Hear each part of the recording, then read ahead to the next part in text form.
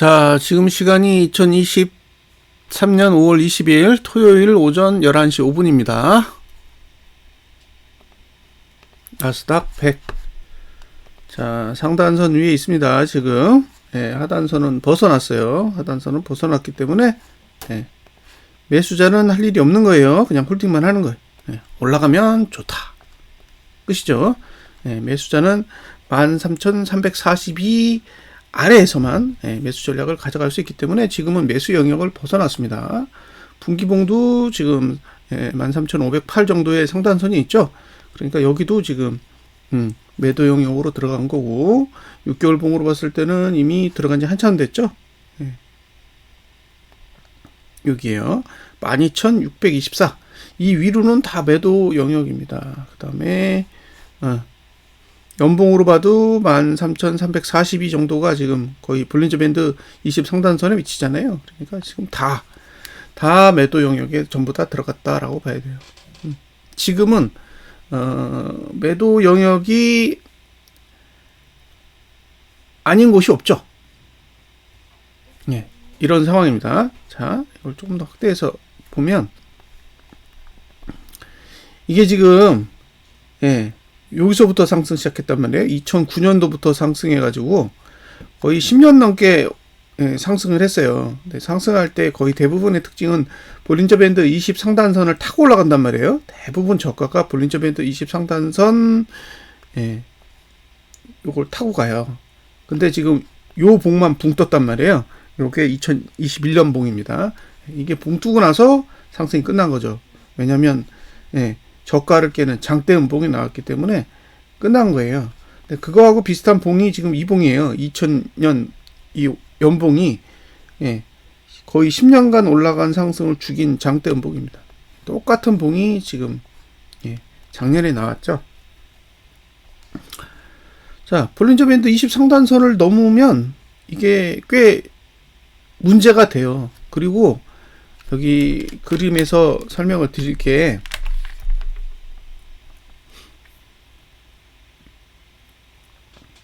자, 여기도 보시면요, 저가 투자 심도가 여기서 내려가요. 여기서 내려갔단 말이에요. 여기서 내려갔다고요. 근데 이 보시면 여기까지 하나, 둘, 셋, 넷, 다섯, 여섯, 일곱, 여덟, 아홉, 열, 이 저가 투자 심도가 100이었다는 거죠. 그러니까 여기까지는 저가 투자 심도가 올라갈 수 있는 방법이 없어요.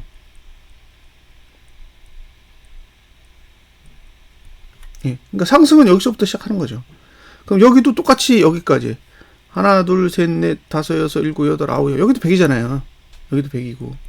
그러니까 저가 투자 심리도는 상승할 수 있는 방법이 없어요. 그럼 얘는 계속 내려갈 거라고, 이렇게. 얘도 하락했듯이. 그럼 지금 저가를 한 번 깨고 10번을 올린다고요? 고민해 보셔야 될 게 그거예요. 지금 저가를 한 번 깼어요. 한 번. 여기 한 번 깼죠? 그럼 이게 계속 이게 90으로 이렇게 갈 거냐는 거예요. 이렇게 10년을. 그렇게 못 간다는 거지. 중간에 또 깰 거란 말이에요. 이렇게. 깨면 여기가 깨지는 거죠.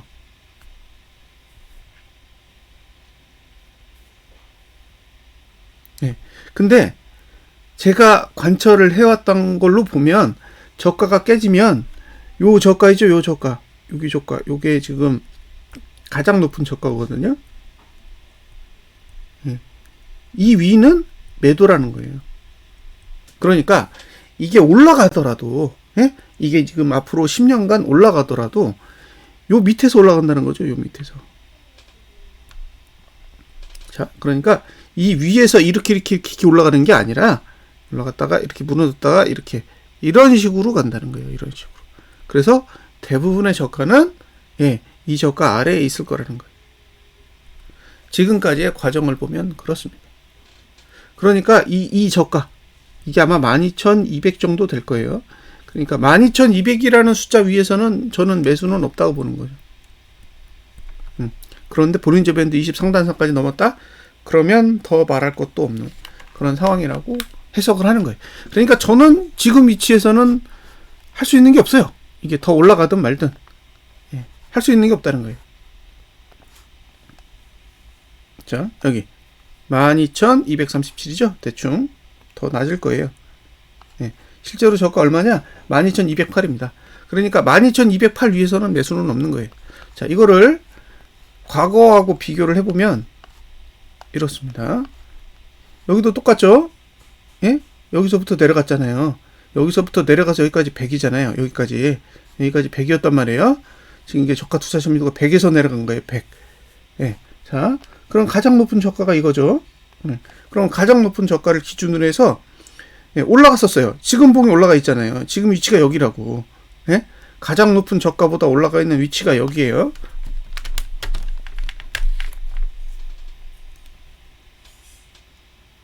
자, 여기가 가장 높은 저가잖아요.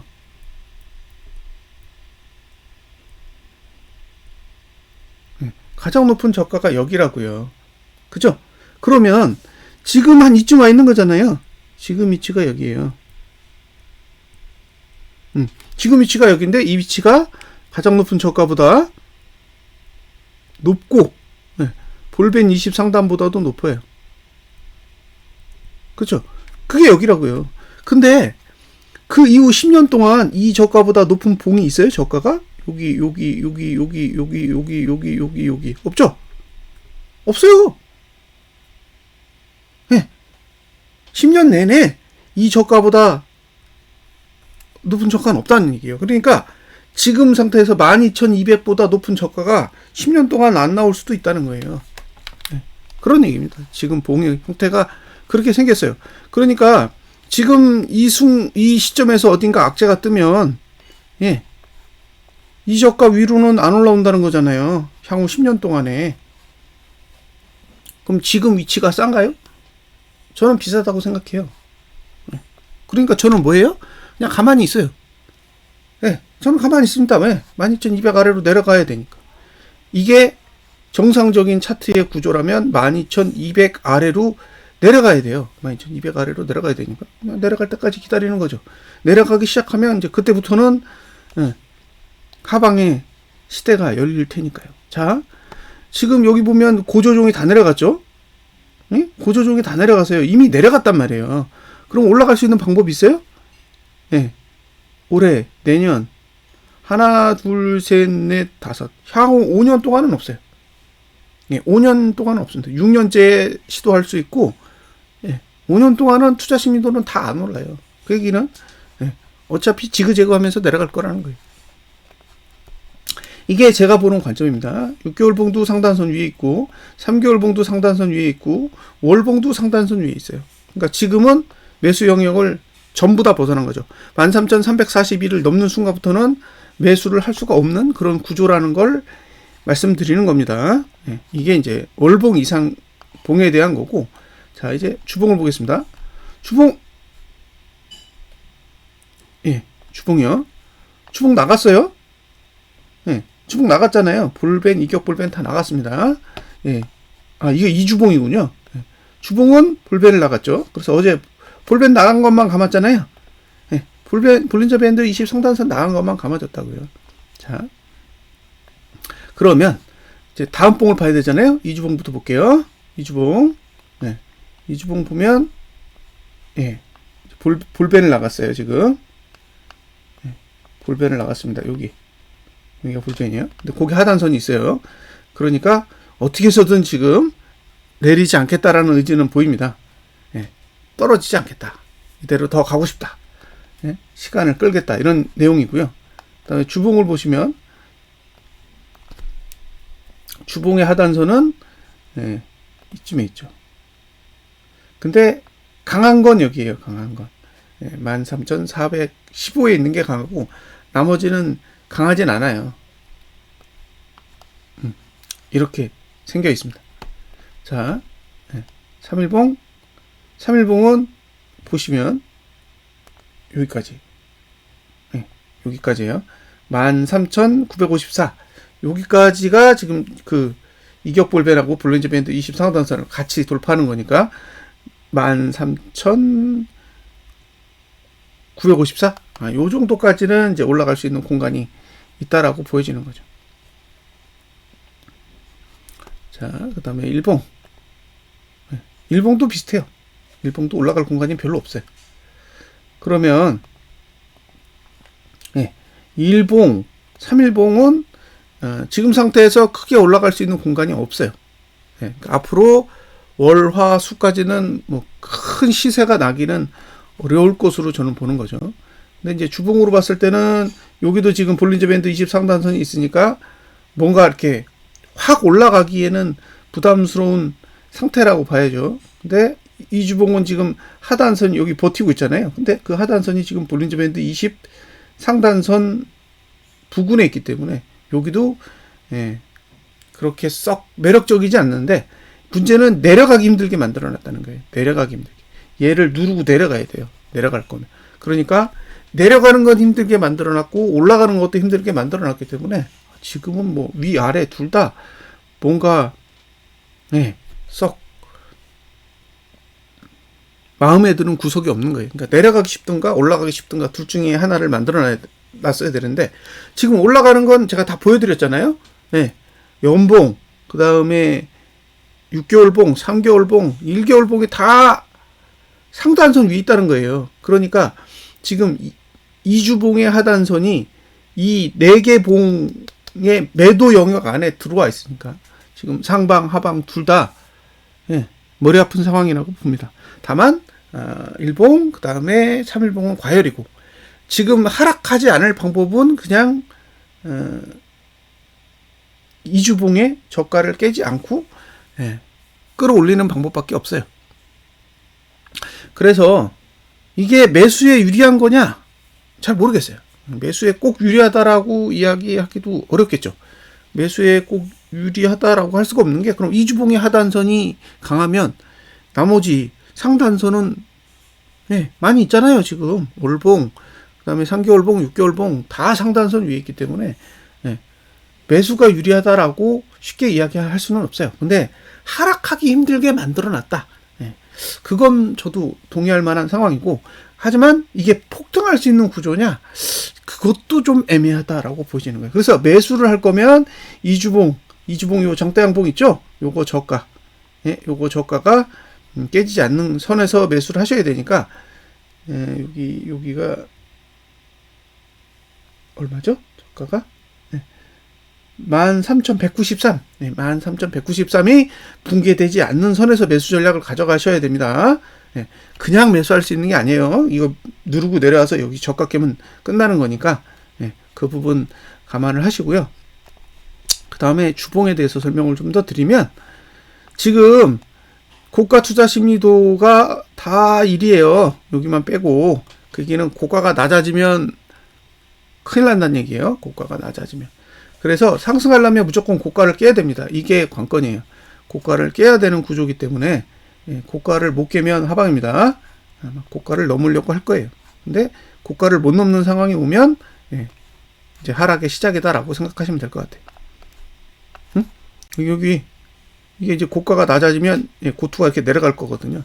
그러니까 윗꼬리를 안 주는 거예요. 왜? 윗꼬리를 주면 고가를 못 넘으면 하락 시작하니까 지금 상태에서 무조건 위로 올라가기 위해서는 윗꼬리를 최대한 짧게 만들어야 되는 거죠. 이게 지금 이런 의도를 가지고 움직이는 거죠. 그래서 얄미운 거예요.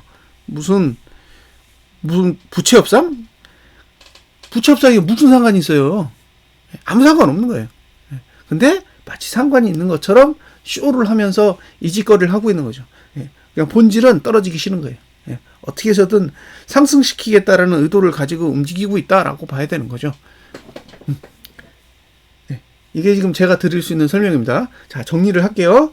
연봉은 볼린저 밴드 20 상단선을 넘었다. 그 다음에 그 가장 높은 저가도 이미 올라서 있다. 심지어 나스닥 지수조차도 잠깐만요. 나스닥 지수조차도 지금 연봉이 여기까지 올라와 있어요. 근데 얘가 지금 가장 높은 저가가 12,397이거든요. 여기. 여기도 위에 올라와 있다는 거예요. 그러니까 나스닥 100만 올라온 게 아니라 이제 나스닥 지수도 올라왔다는 거예요. 그래서 글쎄요, 여기서 얼마나 더 올라갈까요? 자, 나스닥 지수 여기 보시면 여기 보이시죠? 볼린저 밴드 20 상단선 돌파하지 못하고 무너졌습니다. 이게 보이실 거예요. 요거. 그리고 가장 높은 저가 이거죠. 여기도 하나밖에 없어요. 저가 위로 올라탄 거 하나밖에 없습니다. 10년 동안. 그러면 지금이 그 주가의 역할을 하는 게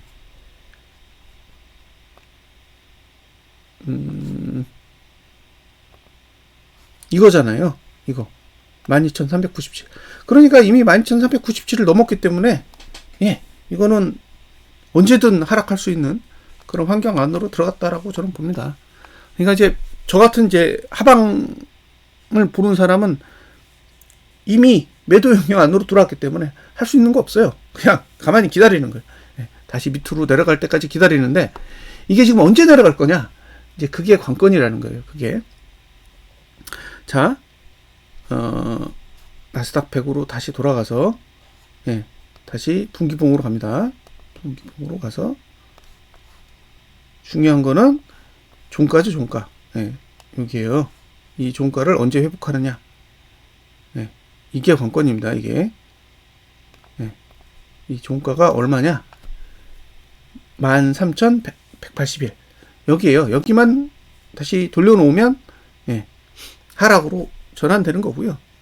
6월 달에 13,181 아래로만 마감을 하면 저는 올해 상승은 이제 끝났다라고 생각할 겁니다. 연봉은 올라갈 만큼 올라갔고 못 지키면 내려오겠죠. 근데 아직 월봉과 그 다음에 이주봉 정도는 아직 상승세를 꺾지 않았어요. 그러니까 매수하신 분들은 조금 더 노려볼 만한 시간이 남아 있는 것으로 보이고요. 하지만 매도하는 사람이 매도를 포기해야 될지는 저는 모르겠어요. 그래서 저는 사실 포기할 생각이 없습니다. 왜냐? 연봉으로 봤을 때 이 위치는 향후 10년간 볼 수 없는 그 위치까지 올라와 있기 때문에 여기서 제가 매도를 정리하고 매수를 한다고 가정을 해보는 거예요. 그럼 매수할 수 있을까요? 매수해서 여기서 물리면 10년 동안 절대 오지 않을 가격이 될 수도 있다는 거죠. 그래서 죽이 되든 밥이 되든 저는 매도 포지션을 풀 생각이 1도 없습니다. 뭐 최악의 경우에는 손실이 엄청나게 늘어나겠죠. 근데 그럼에도 불구하고 저는 매도를 풀 생각이 없어요. 매도를 푸는 게 중요한 게 아니라 제가 여기서 매도를 풀면 제가 분석하는 이 모든 게 의미가 없는 거예요. 그렇지 않겠어요? 분석자가 자기의 분석을 못 믿어. 그럼 뭐하러 분석하고 뭐하러 방송을 해요. 그러니까 저는 제 매도 포지션을 유지할 수밖에 없고 제 매도 포지션을 유지했는데 손실로 끝났다. 그러면 뭐 제가 분석하는 건 엉터리인 거죠. 인정해야 되는 거고. 근데 저는 이걸 계속 유지해요. 유지했는데 지나고 났더니 수익이 났어요. 그러면 제 분석법이 맞는 거잖아요. 그러니까 저는 제 길을 갈 겁니다. 자, 매수자는 할 게 없어요. 제가 봤을 때 매수자는 아무것도 할 게 없어. 그냥 홀팅하고 버티는 거 외에는 매수자가 할 일은 일체 없습니다. 자, 매도자는 매도를 할 건지 말 건지 계속 고민해야 돼요. 분할로 할 건지 아니면 그건 고민하세요. 근데 중요한 건 주봉이 음봉으로 한번 꼭 죽어야 돼. 이건 하락하려면 주봉이 음봉으로 한번 딱 죽어야 주봉이 죽으면서 다른 봉들을 다 죽일 거라고요. 그래서 공격적으로 매도를 하신다고 해도 주봉이 음봉으로 전환한 뒤에 하시는 게 지금보다는 훨씬 더 안전할 거라는 건 고려를 해 주셨으면 좋겠습니다. 자, 분석 마치겠습니다. 감사합니다.